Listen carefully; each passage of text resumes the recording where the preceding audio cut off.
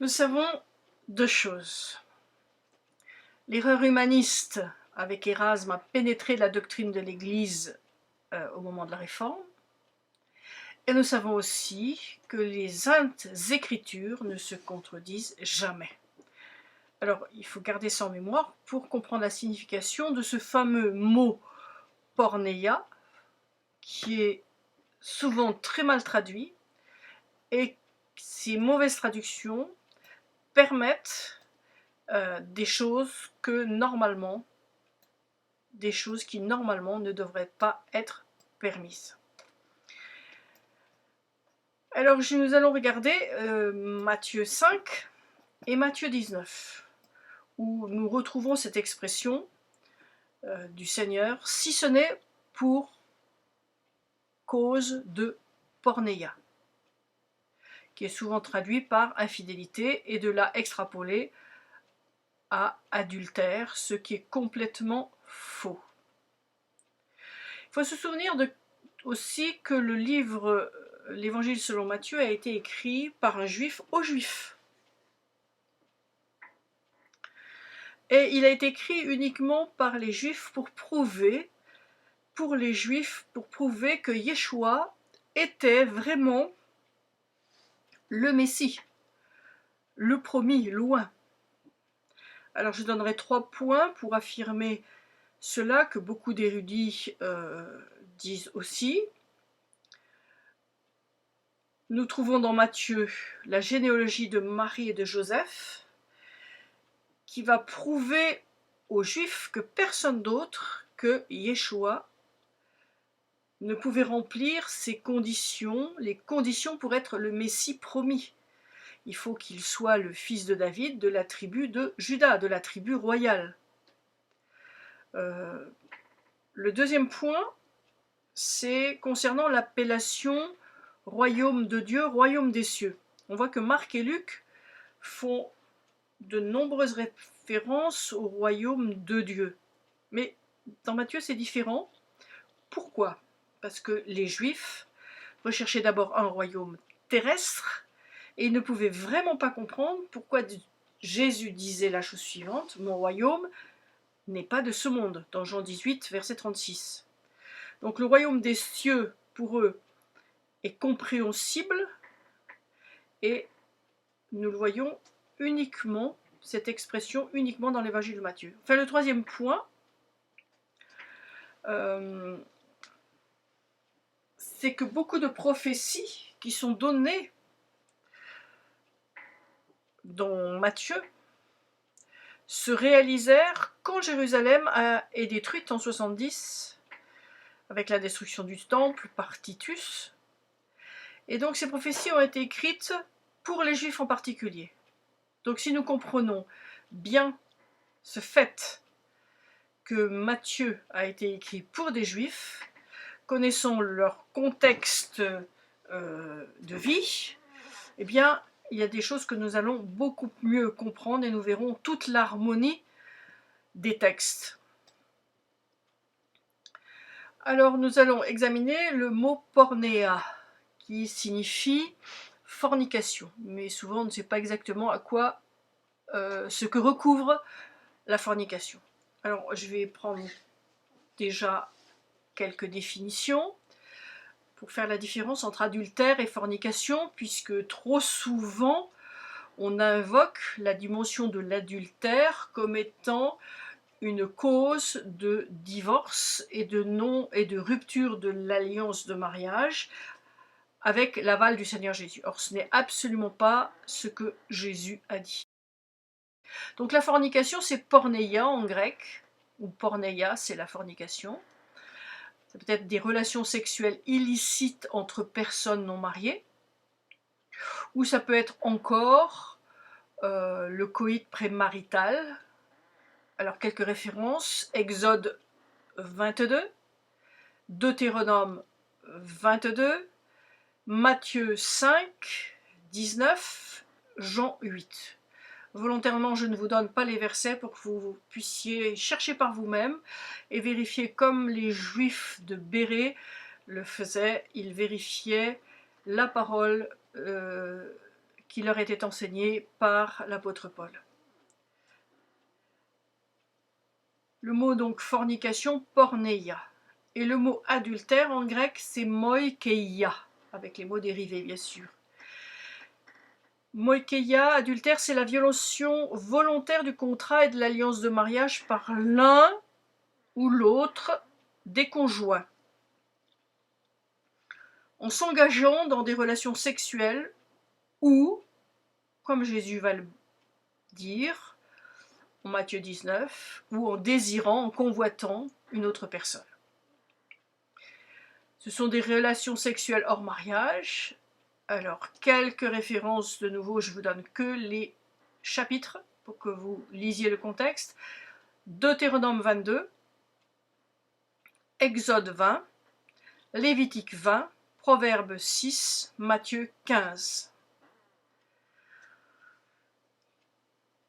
J'aimerais aussi vous faire remarquer que dans la Bible, le terme porneia est utilisé de 3 façons différentes. Vous avez un sens large, un sens restreint et un sens précis. Et encore, la plupart des érudits sont d'accord avec ces usages. Alors, le sens large de porneia, porneia vient d'une racine qui signifie vendre. On l'utilisait en général pour faire référence à la vente d'esclaves dans un but de prostitution. Cela incluait l'adultère, les perversions sexuelles, la bestialité, la prostitution, etc. Ce sens large se trouve plusieurs fois dans l'Ancien Testament, et c'est ce sens large qui est souvent mis en avant par ceux qui essaient de prouver que la fornication signifie toutes sortes d'immoralités. Mais en fait, ce n'est pas le cas. Ça, c'est un sens large. Il existe un sens restreint et un sens précis. Alors, nous allons voir maintenant le sens restreint. Et c'est dans la bouche de l'apôtre Paul, ou dans la plume de l'apôtre Paul, dans 1 Corinthiens 7. Nous avons le meilleur exemple, pour parler spécifiquement des rapports sexuels avant mariage.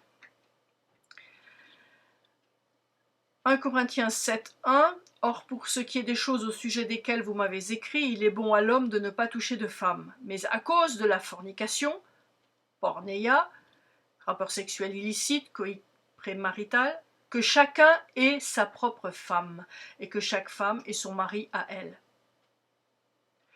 Donc, essayez d'appliquer ce sens, le sens large de porneia, c'est-à-dire toutes sortes d'immoralités, à ce verset. C'est complètement irréaliste. Et l'herméneutique est vraiment peu solide. En plus, Paul s'adressait à des chrétiens. Alors, on trouve aussi un autre exemple en Jean 8, lorsque Yeshua dit aux Juifs que bien qu'ils se revendiquent fils d'Abraham, leur action prouvait une chose, c'est qu'ils étaient les fils du diable. Et ils vont répondre, les pharisiens vont répondre à Yeshua avec une réponse très humiliante, en faisant référence à sa propre naissance. Ils disent « Nous ne sommes pas nés de la fornication », porneia.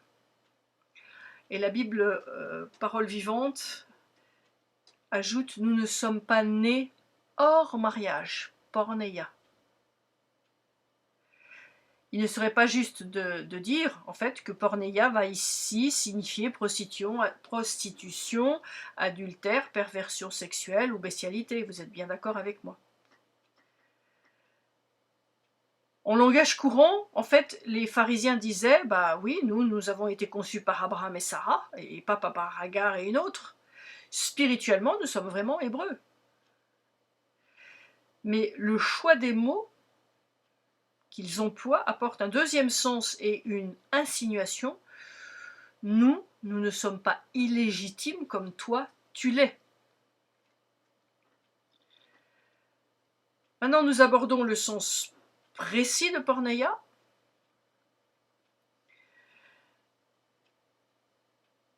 C'est dans le cas où on va utiliser des termes spécifiques en opposition à des termes généraux pour décrire une situation. Par exemple, en 1 Corinthiens 6, nous trouvons une utilisation au sens strict de porneia qui est un sens très précis.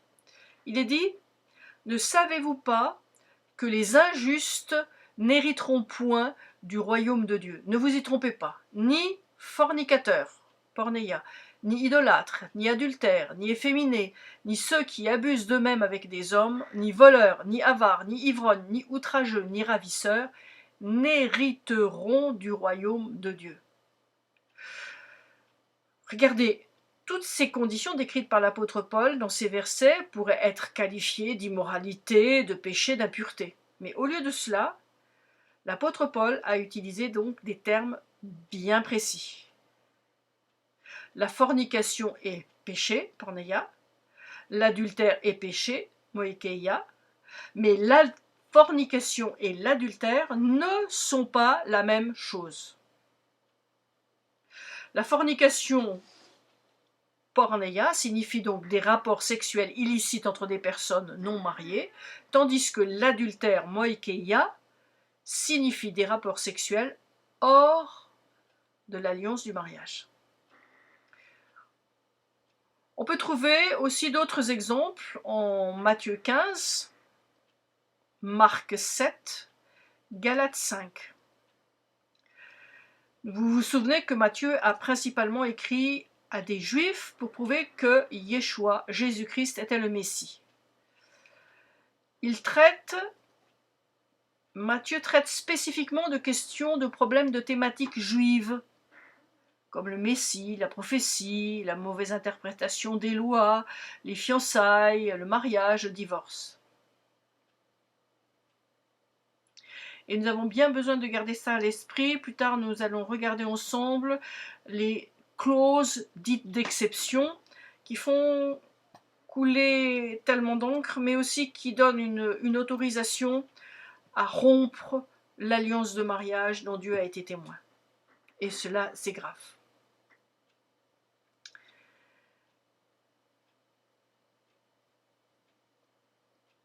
Donc, en résumé, essayez de donner au mot fornication, au mot porneia, le sens d'adultère, le sens d'immoralité ou le manque de chasteté, viole en fait la vérité évidente des versets qui sont clairs, tels que Luc 16, Marc 10, 1 Corinthiens 7 et Romains 7. Je crois que c'est véritablement quelque chose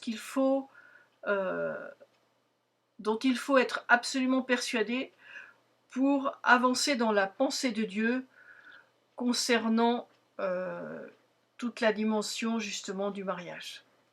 Alors, si la fornication si porneia dans les chapitres 5 et 19 de Matthieu signifie que adultère, manque de chasteté ou immoralité générale sont des motifs de divorce et donnent droit à se remarier tant que le premier conjoint est encore en vie, alors donc Yeshua comme Paul sont tous deux dans l'erreur. Alors, s'ils étaient dans l'erreur sur ce sujet important, comment leur faire confiance sur les autres? Dites-moi. Jésus a dit que les couples devenaient une seule chair. Et il a dit aussi qu'ils ne pouvaient pas être séparés. Dans Marc 10, la Bible amplifiée va dire que l'homme ne se permette pas de séparer ce que Dieu a uni. Alors, si on veut paraphraser un tout petit peu 1 Corinthiens 7, dont j'ai déjà parlé, si vous vous séparez, restez célibataire ou remariez-vous avec votre unique mari. Si vous divorcez et en épousez un autre avant que votre premier époux ne meure, vous êtes adultère. À moins que vous ne vous repentiez de ce péché, vous n'hériterez pas du royaume de Dieu. Nous avons besoin donc de comparer les passages clairs de l'Écriture, tels que Luc 16, verset 18, ou bien Marc 10, verset 11, ou bien 1 Corinthiens 7, verset 10 et 39, ou bien Romains 7, verset 2 et 3. Nous avons besoin de comparer ces passages qui sont clairs de l'Écriture avec ceux qui nous paraissent moins clairs, et comme ça, l'évidence va commencer à se faire jour dans nos cœurs.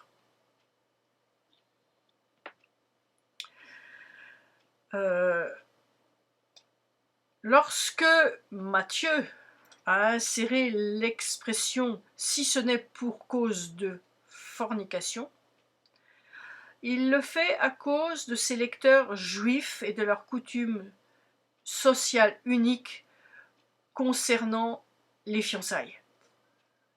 Il faut que nous devons comprendre les idiosyncrasies. Alors ça c'est un gros mot, simplement ça veut dire les réactions sociales auxquelles Matthieu fait face avec la culture juive.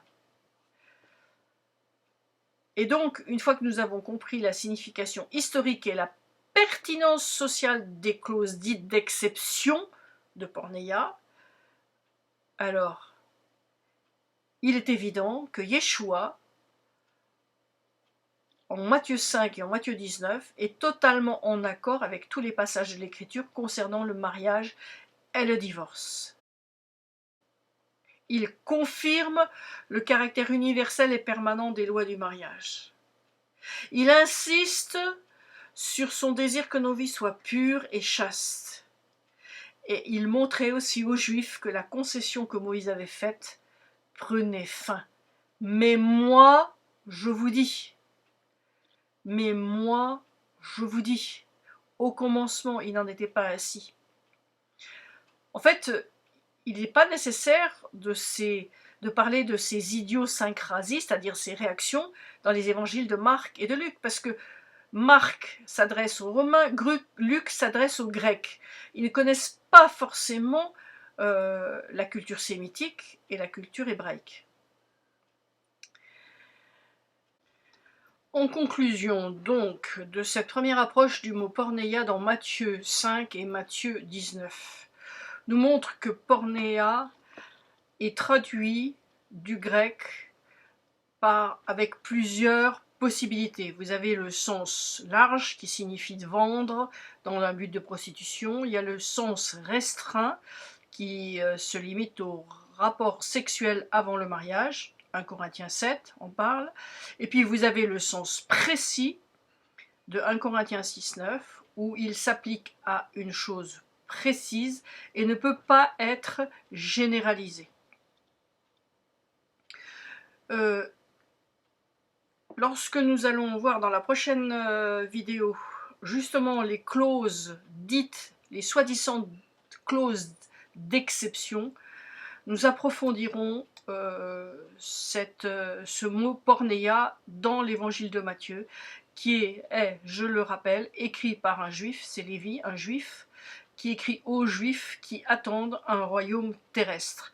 Et seul un juif pouvait parler de façon claire à des juifs parce qu'il est à l'intérieur de leur culture, de la culture sémitique, qui est très très différente aussi dans la façon de penser avec notre compréhension occidentale. Shalom, à la prochaine fois.